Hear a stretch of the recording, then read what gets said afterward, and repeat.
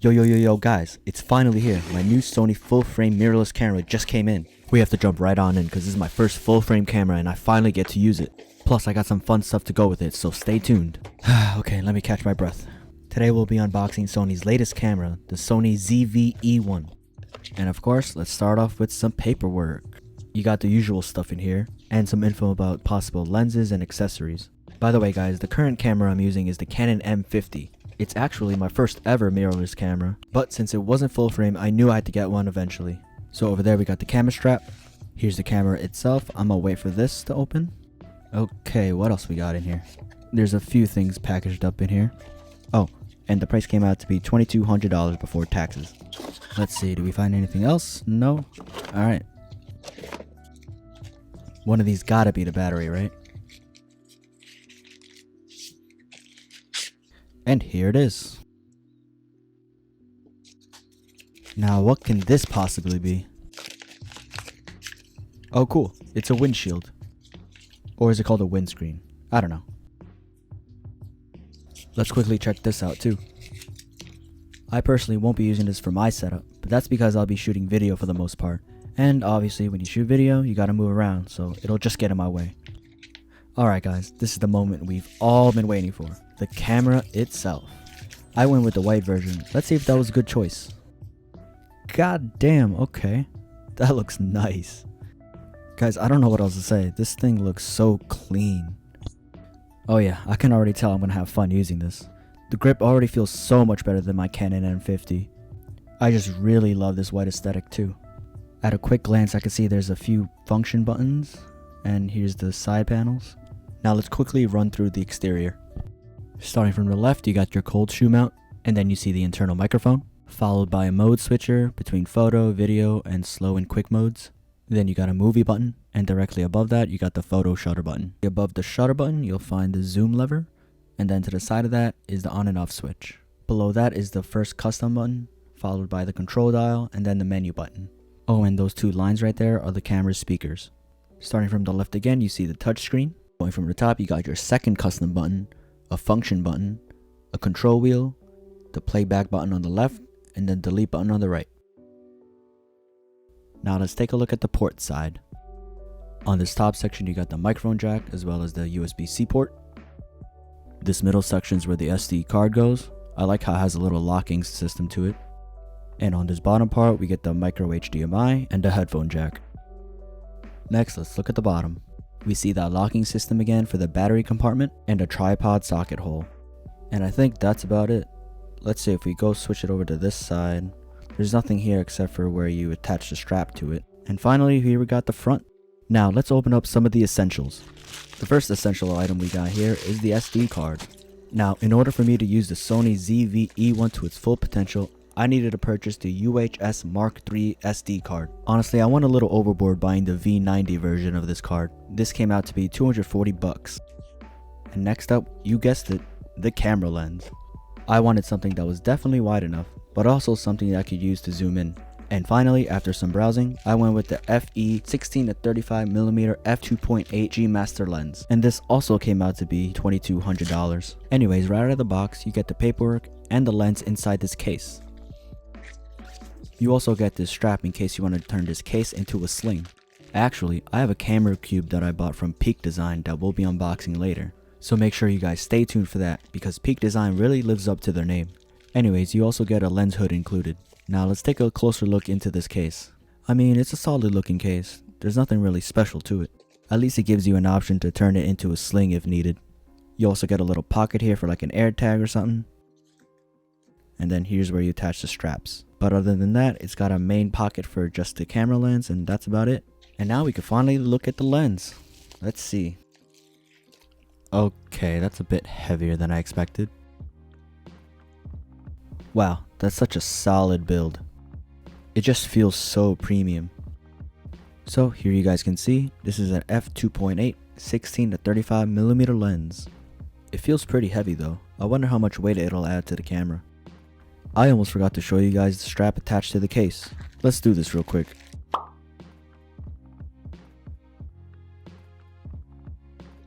And here it is.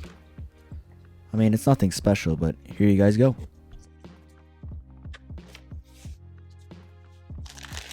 Now let's open up this lens hood and attach it to the camera lens.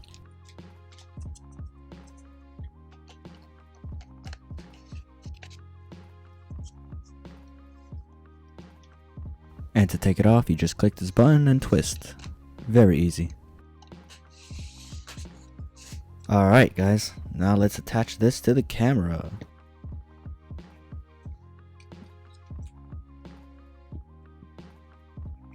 Actually first, let's attach the windscreen.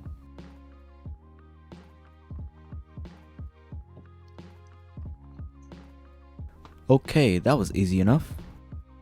Still looks pretty clean to me. And now for the lens. Let's twist this off. And we gotta take this off too.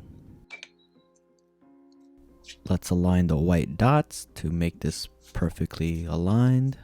And after a little twist, there you guys have it. Oh wow, this lens really makes the camera body look really small. But overall, I gotta say, this still looks pretty clean. I actually really like the contrast between the white camera body and the black lens. Whoops, I forgot to take this off. And now we could finally see. This is a clip using the camera's Cinevlog mode, where it creates a cinematic style video for you. By the way, this is Pichu, and this is Milo. They really just had to make a cameo, you know? Alright, next up we got Peak Design's small camera cube. This comes in 3 different sizes, but I got the small one for $49.95. I've bought a lot from Peak Design, so I know their quality is top of the line. I have their 45-liter backpack, as well as their everyday Zip 20-liter. I wanted to buy something that could fit my camera, protect it, and maybe even fit my drone. Let's see if this can do it all. First off, let's take a look at this tag. Let's see what this says. So the maximum length for a lens attached to a camera is 11 inches. Its weight is 12.3 ounces and it has a capacity of 6 liters. The exterior is made from a weatherproof nylon canvas and it's constructed using a high density foam. This tag also shows some of the other features which we'll go over in just a second. What's dope about Peak Design is that it uses these flex fold dividers that let you customize the camera cube. Here it shows you how to use one of those flex fold dividers and some possible combinations to lay out the camera cube. And on this last tag, it shows you how to attach it to your 45-liter backpack. It uses clips to attach itself to the bag where you can use it for a side access pocket. It also shows you how different size camera cubes would fit into the Peak Design travel backpacks. I'll show you guys this in just a bit. Now that that's out of the way, let me show you guys a closer look into this camera cube. If we take a look around, you'll notice these loops where you guys can attach Peak Design's other accessories. Peak Design's ecosystem lets you have the best customizability with all their gear and accessories. The versatility with everything they sell is why I keep going back to them. Anyways, this pull tab right here lets you open this cube really easily. They use the same thing with their packing cubes as well. Alright, so these are the flex fold dividers I was talking about earlier. It uses Velcro to attach itself to the inner lining and has an origami type folding style. The small camera cube comes with 2 shelf dividers and 1 floating pocket. So this is the shelf divider. We have another one on the right there. And this is the floating pocket. Oh, it looks like we got some stuff in here. Okay, so we have a couple things. Let's see if there's anything else. There's some dividers in here for your SD cards and whatnot. So that's a sticker. And these, I believe, are the clips that help you attach it to the travel backpack. Okay, let's see how the cushion feels. Let's see if this is actually going to protect anything. Alright, this feels pretty tough. I'm liking it. Alright, so let me try to figure out the correct organization for all my stuff and I'll be right back. Hold up, before we get to that, I forgot to show you why it's called a shelf divider. If you put this flap down, it becomes a shelf. So you can put one thing on top and another on the bottom. Okay guys, I finally managed to do it. After a lot of tweaking, I finally fit all of my main gear. Now this is what you call maximizing space. Let's run through this, shall we? First off, we got my small compact RGB light from Aputure. And if you haven't already, please go check that unboxing video. And next up, we got some chargers for my drone. And yes, I managed to fit my entire Mavic 2 Pro into this thing. Oh yeah, and that charger could charge up to 4 of DJI's battery packs, as well as the controller. My biggest issue with this setup right here is the lens hood. That gave me a big problem. I didn't really need to include it in the setup, but my stubbornness didn't allow me to take it off, so I had to try to figure it out. But as you can see, it all worked out. Since this new camera was the most expensive thing on here, I wanted to separate it from the rest, so I used a shelf divider to make a separate section. And in this last compartment, we got the lens. This thing gave me the biggest issues, but we solved it anyway. Right next to it, we have the extra battery pack. I put it in this little case here to prevent it from scratching the lens. The one thing missing from here is the microphone for the audio. Currently, I use Deity's V-Mic D3 Pro. But since this is on the heavier side, I've been thinking about buying DJI's mic. I just really love how their wireless mic comes with the charging case. It reminds me of the AirPods case. So I didn't really put anything into this pocket, but if I was to, I would put some USB-C cables and some SD cards. But do you guys think if I were to get the DJI microphone, it would fit in this? Drop a comment down below to let me know.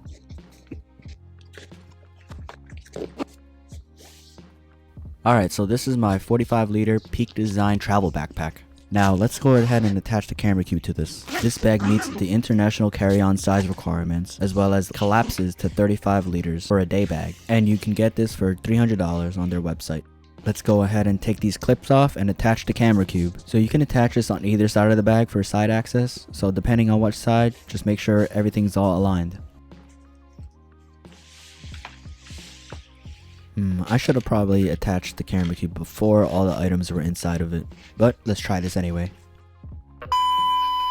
Okay, those bottom clips were almost impossible to do from this angle, especially with this all filled up inside. But all I really did was go from the other side where the side pocket opens and just did it from there. By the way guys, you guys don't have to attach it to the bag like this. If you want the side access pocket, then sure, go ahead. But if you just wanted to have the cube inside the bag, just keep it inside. Oh yeah, and filling up the bag to this capacity like this isn't practical for when using the side access pocket. It'll just be harder for you to get what you want, and it's just not something you want to do. So yeah, just slip in the clip into both of the loops right there and you got it. Make sure the clip is fastened, and now we can look at the side access. Okay, so here's the side access. Let's unzip this. Oh wait, I forgot to take this flap out of the way. Yeah, so before we set this all up, make sure to put that flap on the opposite side of the opening so you don't have to deal with two flaps right here, you know? So just tuck it in and you'll be fine. And finally, we have our last item in our fully kitted setup, the RS3 Mini by DJI. I've actually never owned a gimbal before, so this should be fun. I was debating whether I should get the regular RS3, but I think the mini one should be just enough. According to DJI, the max weight is 4.4 pounds, so I definitely think I should be underneath that. The price for this gimbal is $369 and has an ultra lightweight design coming in at 1.75 pounds or 795 grams. It's got Bluetooth shutter control, it uses the 3rd generation RS stabilization algorithm, it has a native vertical shooting mode, and a 1.4-inch full color touchscreen. Now let's check out what's inside. Alright, so this big thing is the gimbal. Let's wait to open this. What else we got in here? Alright, we got a box. Let's see what's inside this box. If I had to guess, probably some cables. Okay, I was wrong. We'll pretend like that didn't really happen. Let's move this thing out of the way for a sec. Here's that wonderful paperwork we love to see. And now this is probably the cable box. There are a few things in here, but let me just check if there's anything else in the box. Alright, we're good to go. Let's check out what's in here. It looks like we got some other things other than cables in here too. Here we got the tripod stand where you attach on the bottom of the gimbal. We got one USB-C cable here. They provide you with 2 screws, one with the handle to screw in onto the quick release plate. And here's that quick release plate. And they also give you an L-shaped USB-C cable. Now that that's out of the way, let's take a look at the gimbal. Okay, why does this gimbal look extremely complicated? Do all gimbals look like this? There's just a lot of levers and numbers. Anyways, let's just hope the manual gives us some good instructions. Alright guys, let's take it from the top. First step, let's put on that tripod stand. Next we gotta start unlocking the gimbal. After unlocking it, you could swivel this part out. And after it's out that original position, you want to make sure that you click that lock button again, just so that it locks into place on this position. Here's the next part of the gimbal where you unlock, and those grooves you see right there are the other positions where you could lock it back in. So this thing is a lot less complicated than I thought. Now let's go ahead and attach the quick release plate. I'll be using the screw with the little handle on it. You can use either one though. So before you screw it in, just make sure the plate itself is all the way towards the back, so that the groove on the opposite side of the plate goes aligned with the camera. And just make sure you really tighten it. Now let's attach the camera lens onto it. And once that's done, just loosen this little lever here to slide the camera onto the gimbal. After that, tighten that lever back up and you're good. Alright guys, now it's time to test the weight of this thing. Okay, this is pretty damn heavy, I'm not gonna lie. I could definitely see myself using this with one hand, but two will definitely be easier. Now once that's done, we gotta balance out the gimbal. To do this, you gotta unlock this part of the gimbal and then try to balance it. Oh wait, but first you gotta unlock this little lever here. So to balance it, you're gonna have to move this up and down to find the sweet spot. And that's why those numbers are there, to help you align it perfectly. And once you find that sweet spot, just make sure to lock down that lever. Next, we gotta balance the camera as if it was facing upwards. So you want the camera lens to face directly up. Similarly to the previous step, you want to unlock this lever and then slide the gimbal back and forth to see which spot is the best. Make sure you lock those levers so that it doesn't slide after you find that perfect spot. After you got those two parts balanced, your camera should be able to have a full rotation without it moving around or going up or down. You should be able to hit every position and stay in that position. Next, unlock this part of the gimbal to continue on with the balancing. Again, unlock this lever and then find that sweet spot. Slide the gimbal left and right to find that good positioning. You'll be able to tell if it's balanced if the camera doesn't go at an angle like this. And don't forget, once you're done, lock the lever. Next, unlock this part of the gimbal. So for this part, you want the camera to stay balanced if you were to tilt the gimbal at an angle. Let's tilt this gimbal and you see, it's moving. You don't want that to happen. And once you figure that out, this is the result. No crazy movements when you tilt it. And now we got the gimbal all balanced. Let's take a look at the app. Once you turn on the gimbal, you should be able to find it right on the app. And then type in the password. Then make sure you do agree and then sign into a Ronin account. Next up, follow the steps on the quick start guide. For the balance test, you gotta tilt it at an angle and then let it do its thing. If something went wrong, just rebalance it. Now let's connect the camera to the gimbal using Bluetooth. Make sure Bluetooth remote control is on. Click on perform new pairing. Then on the gimbal, go to Bluetooth settings and you should find the camera ready to go. Just quickly allow the pairing and you're good. On the app, you'll find a checklist to make sure everything's ready. Next, I bought this accessory mount so I can attach my RGB light to the gimbal. I can actually also attach my microphone if I wanted to. And now here's the final result. Well, that's everything in my fully kitted setup. I cannot wait to get to use this. We got some really interesting tech to unbox in the next few weeks, so really, make sure you stay tuned. Thanks again for watching. Don't forget to like, subscribe, and hit that noti bell to know when I upload. And I'll see you guys real soon.